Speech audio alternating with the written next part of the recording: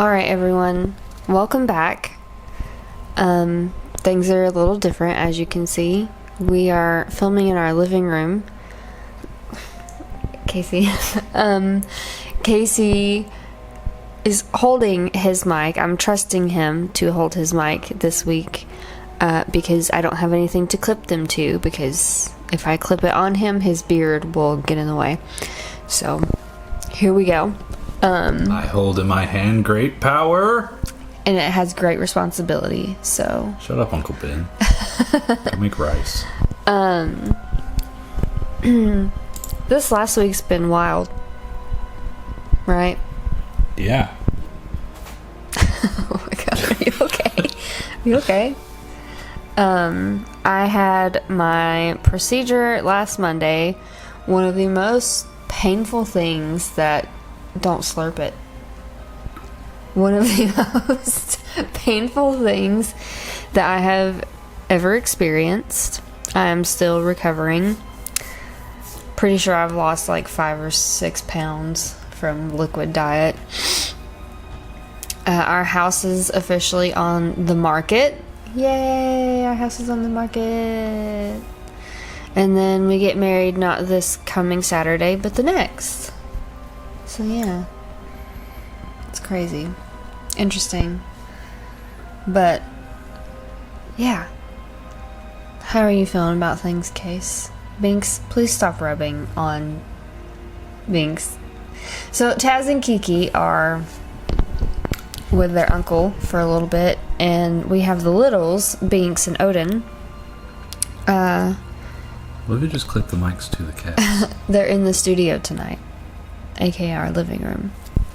But how are you feeling about things? Are you feeling good about things? Never better. That is the fakest. I'm just so tired. Yeah, we're so tired. So tired. But I'm excited for what we're going to talk about today. We're going to talk about Robert the Doll. What do you know about Robert the Doll? Well, he's a doll named Robert. Okay, that's a very great observation. He is haunted. Mm-hmm. By Robert. Just every person ever named Robert is... Okay. Is Binks. Binks. No. Hold on. Get down. Anyways. It's like trying to do something with toddlers. So... Robert the Doll is actually a super popular... He's right up there with Annabelle, if that makes sense, as far as... Like hang out? They probably do, whatever. Oh, okay. But I wrote this when I had the paranormal blog. I thought it'd be really fun to read into. So, you guys know the drill. I'm just going to kind of read through what I wrote, and then we'll discuss it afterwards. Hit me with it. Okay. I'm proud of you. You know, you can like kind of sit back and relax. No. You got like 6 foot of core. Okay. He's taking this very seriously tonight. I'll have to expose to them. Oh my sock with gosh. sandal. Quite. Anyways. I'm so far away, I can't see myself. Anyways. In the paranormal realm, there are many stories about the empty, creepy vessels. Ones whose eyes would follow you blinking slowly, randomly appearing in one place when you have sworn to put them in another. Cursed porcelain and lace that brought death and misfortune to its owner. So pull out that creepy doll your grandmother gave you when you were 10. It's time to talk about Robert.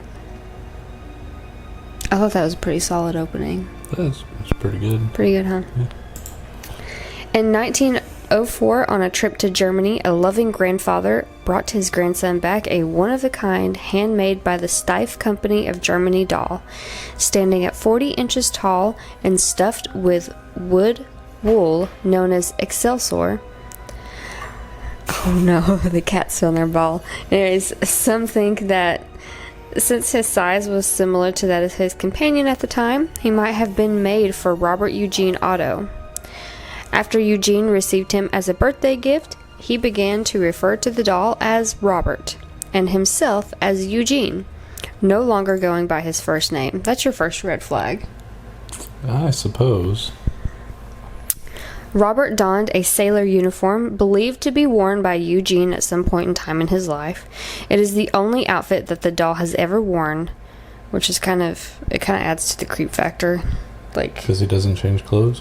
no, that he possibly wore what Eugene was like, here, take these, and then it's creepy to me. I don't know. Eugene and Robert were never apart. Was Eugene like a short fellow? He was a little kid, honey. Was he a sailor as a little kid? How did he get that outfit? Well, I mean, that was kind of a popular thing. I had a duck. It's like a duck raincoat. Like a little bill. Really? Yeah, he did. I had the classic 90s windbreaker. Oh, classic. Like the one that looks like the inside of a Taco Bell. Yeah. Straight up. Rad. I want those to come back in style.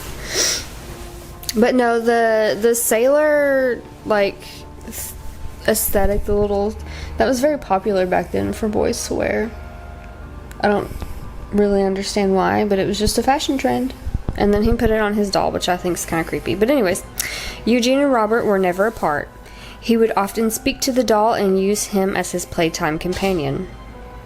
Many believe that the ancient practice of voodoo played a part in Robert's formative years, while interviews with those close to the Otto family indicate a great deal of emotional energy was placed upon the doll during Eugene's lifetime.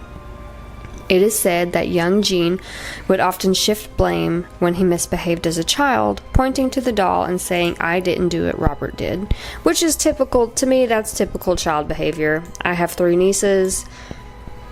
I used to have an imaginary friend. I would do the same thing, honestly, to get out of trouble, if that makes sense. Because what are they going to do? Are they going to ground the doll? No. Wood chipper. Oh my god. This partnership carried over into his adulthood as well. Even after Eugene married in 1930, he still kept Robert close, storing him in his house.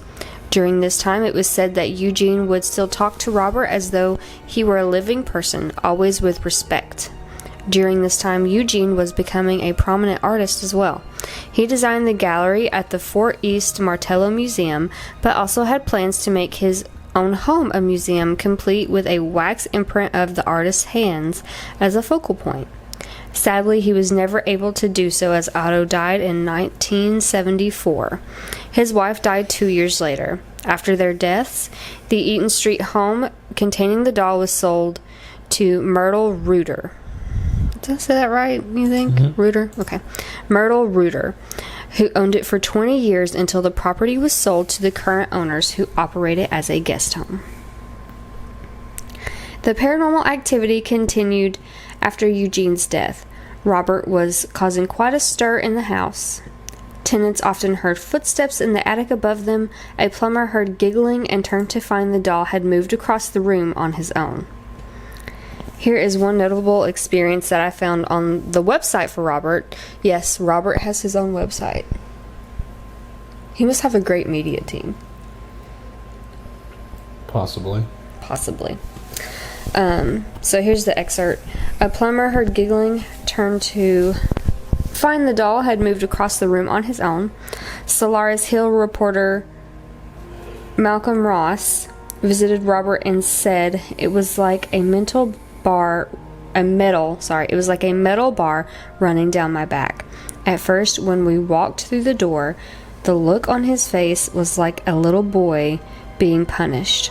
It was as if he was asking himself, who are these people in my room and what are they going to do to me? Ross's friends told him Robert's backstory and pointed out to the children's furniture. It was at this point Malcolm noticed a change in the doll's expression, as if he was following the conversation. One of the men made a comment about what an old fool Gene Otto must have been. Robert's expression turned to one of disdain. There was some kind of intelligence there. The doll was listening to us. End quote. In 1994, Myrtle donated Robert to the Fort East Martell Museum, claiming he moved around her house on his own and was haunted. Myrtle died a few months later, but that didn't stop our Robert, who remained active. Museum staff quickly noticed a shift at the Fort East Martell Museum after his arrival. Robert was not on display when he first arrived, however, he began receiving visitors as word spread about his appearance. Once he was actually put on exhibit, cameras and electronic devices began to malfunction in his presence, and soon letters began arriving addressed to the doll offering apologies for disrespectful behavior, asking forgiveness that they had offended him. Many of these letters state that they did not ask Robert for a photograph, and soon after, misfortunes would enter their lives. One instance was of a woman who took the risk of not asking Robert for his photograph. While leaving the museum, she was in a car accident, suffering minor injuries. She was then in another accident, suffering a back injury. During this time, she claimed to see Robert in her dreams. Then, she knew. So she quickly wrote a letter, as so many others had, requesting forgiveness from Robert. Shortly after her letter was received, things went back to normal. The museum staff often warn customers of what Robert has been capable of.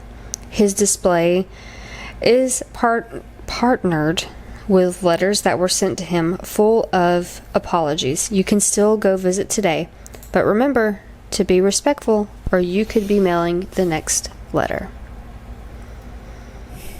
So, like, when they ask him to take his picture, do they just, like, wait around for a response?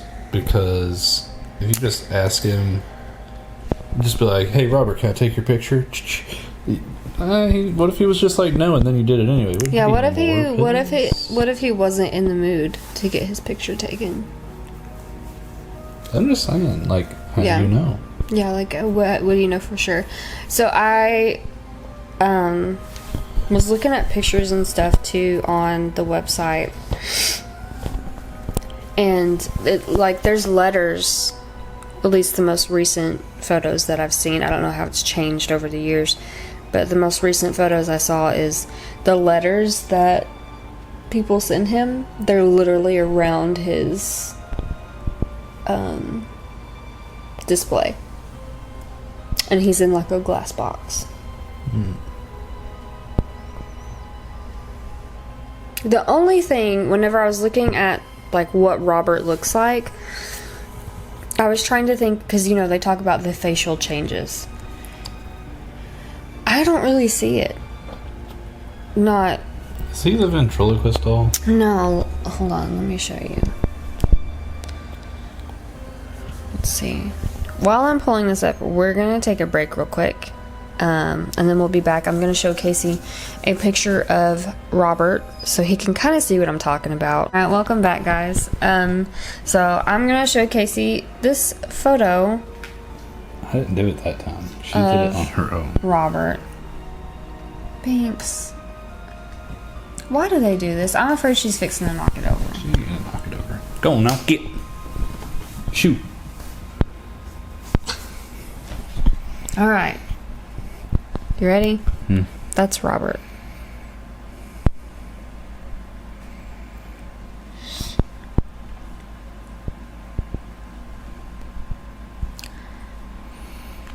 Okay.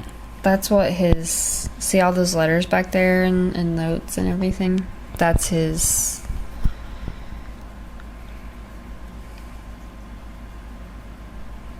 He's pretty creepy looking. I mean, he's creepy, all right. For such a young doll, he has acne. I mean, he's been around for a little while. But, so, yeah. I don't know. Like, I definitely think that it could be some type of energy imprint that Eugene has put into Robert. I don't think there's any hoodoo or voodoo involved. I don't know how there could be voodoo involved. Like, if he had received the doll from, like, you know, Louisiana or somewhere in the Caribbeans, Where they actively practice that. yeah, but like coming from Germany, I just I can Yeah, imagine that there's I just think like that- a lot of voodoo going on. I think that's more just like an urban legend, like lore, make it creepy factor kind of thing. Yeah. What I think it is Eugene was probably a very lonely child, and he really imprinted on this doll. And if this doll is in fact spiritually active, I think that Eugene kind of created that, because he had that doll until he died. You know, like he involved that doll in his entire life. So I think if it were to be haunted, I think that Eugene is the one who enacted that, if that makes sense. It does. I would love to go, because I would love to go down and visit the museum that he's at. You know what happens when I go to Florida? We would not go to the beach. We get sun poisoning when we go to Florida. And then I die. Yeah, it was so terrible. But anyways, yeah. No, I would love to go down and visit. You know, there's actually, I wanted to watch it before doing this episode. They, Discovery Plus, we'll have to watch it. They released a documentary, shock doc on Robert the Doll. I would like to watch it. One of my, I call her a ghoul friend, where we became friends in a spooky, like, random Facebook group that I haven't been kicked out of yet. Because you know how my luck is with those kind of groups. That's because you didn't ask pictures to take permission. Your dyslexia. I had to finish it. Really got to you. Huh? It has to finish. But she watched it and she said it was really interesting. So I would like to watch it. But you know, there's actually like horror movies about Robert. There was like 3 movies. There was like a series on Robert the Doll, like a horror movie. On what basis? Apparently, Robert was like Was Annabelle'd out. he like Chucky and about doing some Chucky stuff? Maybe. I don't know. We should probably watch them and see how bad they are. I heard that they did not do very well. But, so, yeah. I mean, that's Robert the Doll. Do you have any final thoughts on Robert? Just trying to figure out how the little boy fit in that sailor outfit. Oh my god. Just looking at that sailor outfit. I just Well, don't- okay, so Robert isn't really a small doll. Okay, he's I get that, but he's decently sized. kind of pencil necked. I'm just saying. Well, and I mean, okay, but if you think about it like this, though, if Eugene really liked that outfit on him, they could have altered it a little bit for the doll. No, if he's a kid and he ain't got that skill set. No, his family, not Eugene. I don't really see Eugene out there with a needle and thread, and he's like, "Don't worry, Robert, I got this." And then he's like, Project Runway and What that clothes shit. was he wearing before the sailor outfit? Honey, he probably had a lot of clothes. His family is very wealthy. The doll? I'm asking what doll clothing the doll had on. Oh, it Before doesn't specify sailor that. It was outfit. probably just your generic German doll clothing. He in Well, later, you know wasn't that haunted doll that I have is from Germany as well, and she's in like the little redheaded one. She's got the Germany Why don't you put one of your dresses from when you were a kid on her? because she's way too small. She's like a little bit bigger than, not sponsored, a little bit bigger than this KFC cup. So, yeah. I don't know, honey. Maybe that can be your next research topic is what was Robert wearing? Oh, you gonna pick up Odin? Say hi, Odin. You wanna say hi to podcast? No, He said, I don't know if I feel like being on camera. he runs it away. Yeah. But thanks for listening to this episode. I always think haunted doll cases are very interesting because some of it, I believe it's like 50% mumbo jumbo, and then there's like X amount of percent probably truth to it, and then another percentage that we just don't know because it's paranormal. I feel like it has a lot to do with kind of like how my fear of like spiders. Mm-hmm. It's not so much that I think the spiders are going to get me; they just creep me the hell out. So you think it's just a big creep factor? I think people get creeped the hell out by dolls, and then they're like, "Yeah, did his face just change?" Yeah. Oh yeah, that's why I definitely, like I said, that's why some of it I believe is like BS, and then like people just ramped up, jumping at shadows, because you know it has a long history, it has some creepy lore. Now could there be some paranormal energy attachment to it? Of course. Like I said, Eugene had that thing throughout his whole life. He loved that doll. That doll went through big moments all the way up into his death. But now I don't know about, so like I never understood like the Chucky movies, because like if some doll is running after me with a knife, I'm gonna kick it. I'm just gonna kick it, and it's gonna go away. right? And if it comes back, I'm gonna kick it a little bit harder the next go around. You get And like then warning I'm shots. just gonna keep like ramping it up there. Yeah, I don't understand like I guess I can't really say much, because I still will try to fist fight a spider. Don't even get me started on chickens. Oh Lord. Yeah, but I don't know. I would love to go down and visit his spot at the I'm gonna museum. take a picture without asking. We'll take different cars back to the hotel. But alright guys, well thank you so much for listening or watching this episode. Give us a thumbs up if you enjoyed. Subscribe. Go check us out on Anchor if you're watching. If you're listening, go check us out on YouTube. Thank you guys for your support. We're still trying to get to 50 listeners on Anchor, so if you could go over there and give us a little bit of a listen, check out our past episodes. I'll have one linked up above here. So thanks so much, and we'll see y'all next week. Wow, are you proud of that? This is how I'm holding that mic. I'm not just giving you all a thumbs up. It's there. You can't see it because of my shirt. Hang on.